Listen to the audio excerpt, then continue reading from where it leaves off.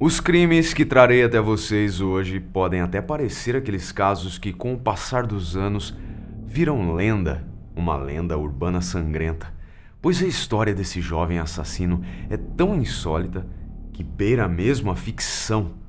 Então, caros abduzidos, venham comigo nessa viagem até a segunda cidade mais populosa do Equador, a capital do país, Quito.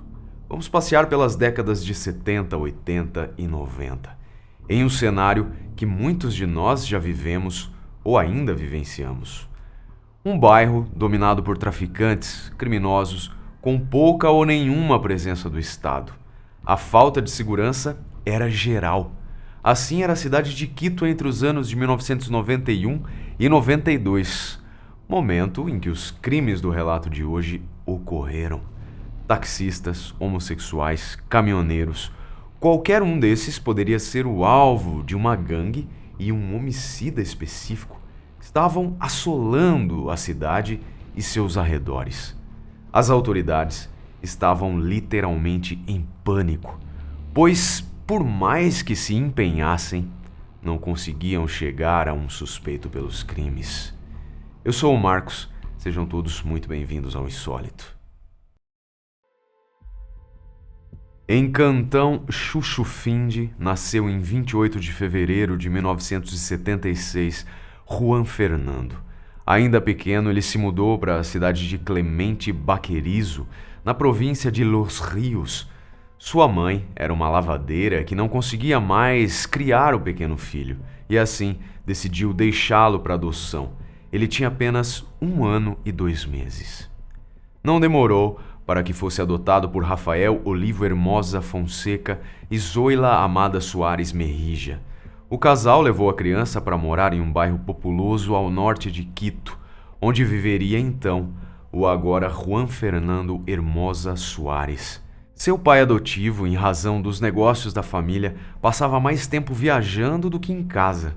Na realidade, o menino ficava muito mais tempo apenas com a mãe adotiva. E essa senhora tinha algumas enfermidades, como surdez e artrite. Não se tem muitos detalhes de como era a vida da família, mas tudo indica que era uma vida normal para aquele tempo. E um detalhe: o pequeno Juan não sabia que era adotado. Esse detalhe, segundo seu pai adotivo, foi o que mudou a vida de Juan. Sua mãe biológica teve outros filhos e uma de suas irmãs foi conhecer Juan. E em um passeio, a jovem contou que ele era adotado. E não apenas isso. Ela falou para Juan que eles, juntos, deveriam matar os pais adotivos dele e fugir com o dinheiro. Quando o menino chegou em casa depois disso, olhou para os pais e perguntou: "É verdade que vocês não são meus pais?" E começou a chorar como nunca tinha feito antes. Depois disso, segundo o senhor Rafael Hermosa, o menino mudou para sempre.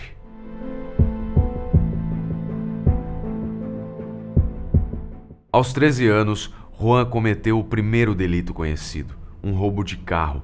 No segundo roubo, ele acabou detido e foi encaminhado a uma casa correcional de jovens, de onde não demorou a fugir.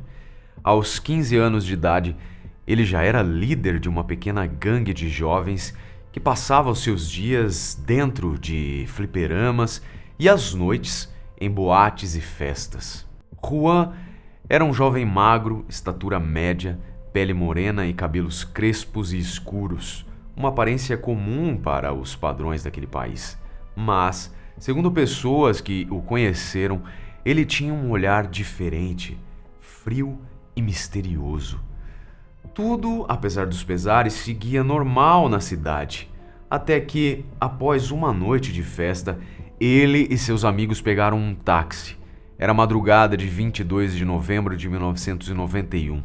Eles subiram a bordo de um modelo Chevrolet Sanremo, o nosso conhecido Chevette, e seguiram pela Avenida 10 de Agosto, até que Juan sacou uma pistola 9mm e, sem falar absolutamente nada, nenhuma palavra, simplesmente atirou 2 vezes na cabeça do motorista, que perdeu a vida instantaneamente.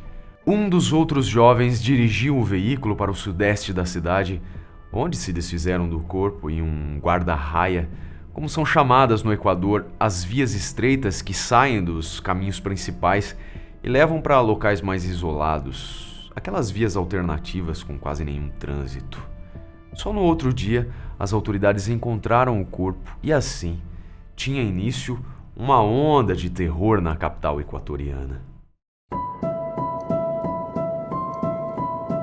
Na semana seguinte, depois de um dia de jogos e muita bebedeira, Juan e seus amigos seguiram até um cabeleireiro, de quem eles eram clientes. Quem cortava o cabelo de Juan era Charlie, uma jovem travesti do convívio pessoal dessa gangue. Quando terminaram os cortes, Charlie convidou os jovens para continuarem bebendo na casa dela. Eles aceitaram o convite e foram. Até então tudo normal, até que uma terrível discussão começou entre a travesti e os membros do grupo. Juan, para encerrar a briga, disparou 5 tiros em Charlie. A liderança sangrenta de Juan estava mais do que concretizada. A principal atividade do grupo de jovens criminosos era o roubo, mas, em muitas ocasiões, essa baderna terminava em homicídio. As vítimas favoritas eram motoristas de táxi e homossexuais. Nos meses seguintes, Juan e seu bando continuaram com as atividades criminosas. E assim, a lenda nascia enquanto a ansiedade da população e principalmente a angústia dos motoristas que possuíam um táxi Sanremo aumentavam, pois já era sabido por todos que havia um grupo de assaltantes e que um deles era um assassino terrível e que eles tinham como alvo principalmente os motoristas desse modelo de carro. Grupos de travestis também estavam na mira. Inicialmente, as autoridades não ligavam os homicídios dos taxistas com os das travestis. Porém, não demoraram a verificar que em todos esses crimes era usada a mesma arma, uma pistola 9mm, e que os crimes normalmente aconteciam aos finais de semana. O medo, que já era grande entre as pessoas, aumentou ainda mais quando as autoridades encontraram junto ao corpo de um motorista de caminhão um bilhete onde estava escrito que o objetivo com os taxistas estava cumprido e que a partir de então os ataques seriam aos caminhoneiros e que logo acabariam também com os agentes da polícia. Não precisa nem dizer que o pânico então andava solto pelas ruas de Quito. O governo do país se viu obrigado a criar uma força-tarefa para que o assassino e seu grupo fossem o mais rápido possível encontrados. Essa força foi chefiada pelo Major Fausto Terán Bustillos, que ao saber do modus operandi do grupo, não demorou a criar uma estratégia para prendê-los. Eles puseram policiais disfarçados de motoristas de táxi e caminhão em diversos pontos da cidade. E dessa maneira, em uma operação policial, 5 jovens que roubavam no centro da cidade foram presos. Um deles, Tomás Angulo, por pressão ou incentivo mais forte, digamos, decidiu denunciar Juan. As informações de Angulo permitiram que o Major Fausto Terán, junto com uma brigada, fosse até a casa de Juan. Era então 9 de janeiro de 1992.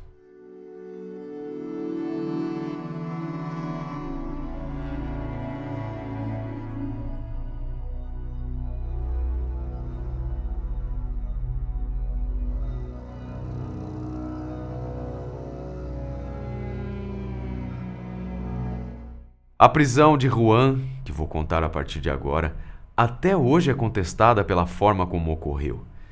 Eu vou relatar aqui a que acabou se tornando a mais oficial, digamos assim. Porém, há muitas outras. E se você quiser dar uma pesquisada aí, muito provavelmente você vai encontrar. Em uma operação, tipo aquelas que vemos nos filmes de ação, os policiais entraram na casa da família Hermosa, que ficava entre as ruas América e Juan de Guja, no suposto quarto do jovem, por uma claraboia. No entanto, quem estava deitado na cama era sua mãe, e aqui vale lembrar que ela era surda, e Juan, que dormia com a arma sob o seu travesseiro e estava em outro cômodo da casa, ao perceber a presença dos agentes, começou a atirar com sua arma. Na troca de tiros, a mãe de Juan Zoila Soares foi atingida por 11 balas e perdeu a vida. O pai não estava em casa. A comparação com a cena de filme se deu muito pelo fato de que, no meio desse tiroteio, Juan chegou a jogar uma granada nos policiais. A explosão derrubou uma parede que caiu em cima dos policiais. O confronto, que durou apenas 15 minutos, terminou com a captura do adolescente. Quando foi levado para a prisão, suas primeiras palavras foram: "Quero deixar claro que meu nome é Juan Fernando Hermosa Soares e que farei 16 anos em 28 de fevereiro. E assim nascia El Niño del Terror." A imprensa transformou o jovem Juan em El Niño del Terror, o menino do terror. Fez sua fama sangrenta em apenas 4 meses de atividades. Juan Fernando, com apenas 15 anos, já tinha cometido 22 homicídios, mais mortes que anos de vida. Foi descoberto depois que Juan Fernando usava entre sua quadrilha o pseudônimo de Juan Carlos, um dos nomes mais comuns naquele país, uma clara tentativa de despistar a todos que procurassem por ele. Em suas declarações, segundo arquivos da imprensa local, ele disse também que sua intenção não era matar. Pedi para eles ficarem parados, que nada ia acontecer com eles, mas isso não aconteceu. Eles me ameaçaram com um revólver calibre 22, então eu usei minha arma.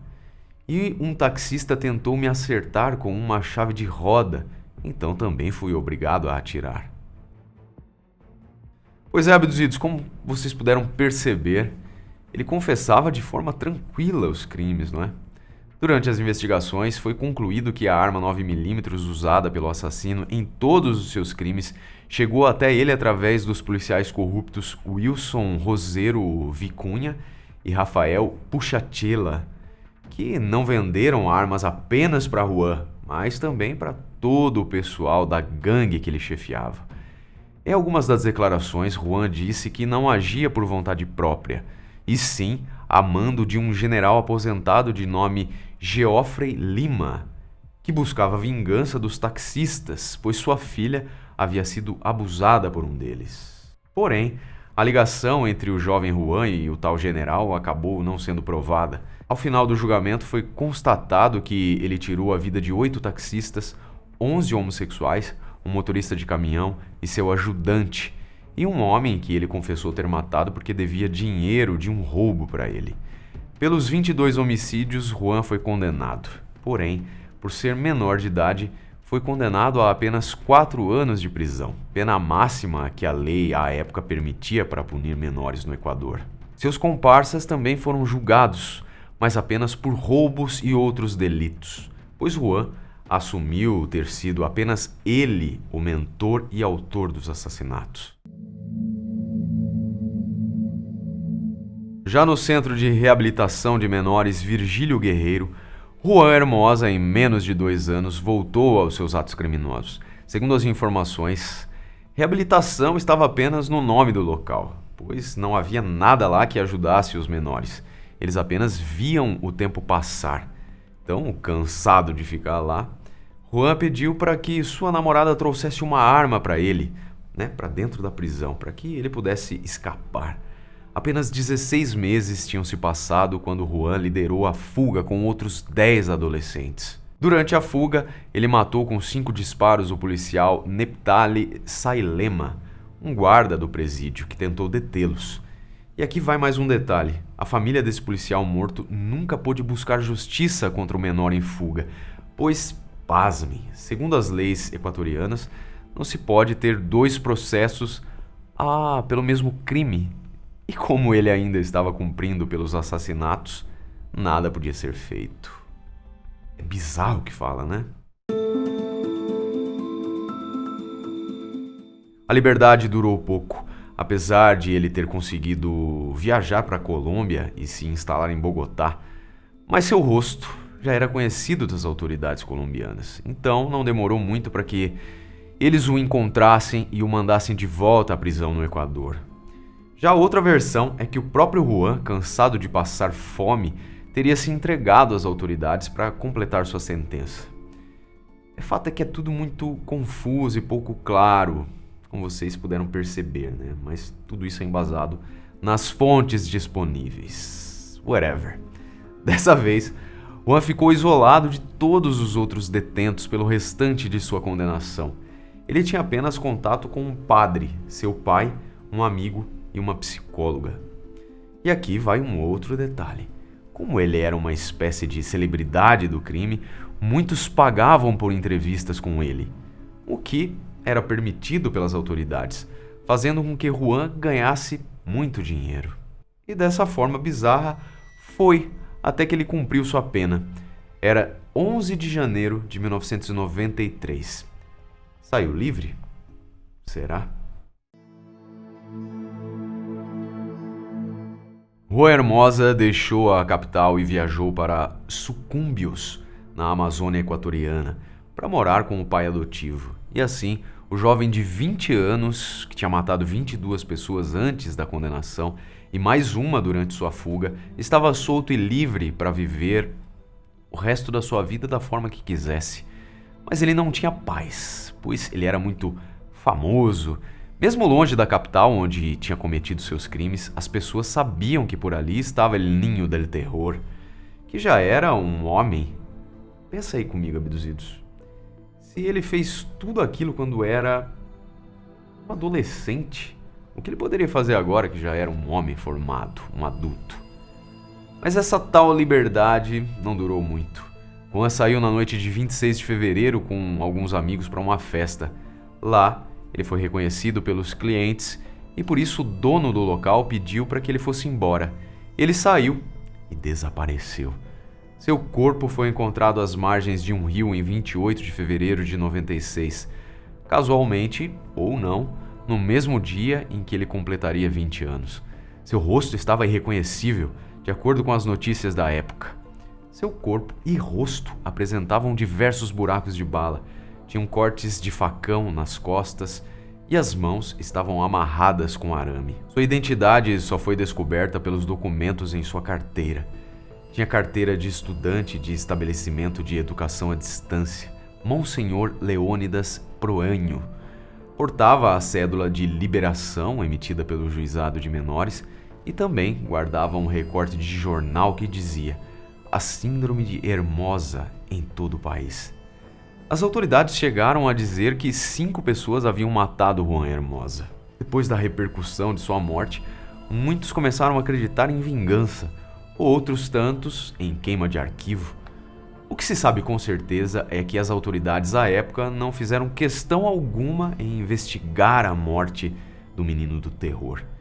Existem até aqueles que levantam a suspeita de que não era o corpo de Juan encontrado ali e que tudo foi um artifício para que ele pudesse, digamos, sumir dos radares. O que você acha?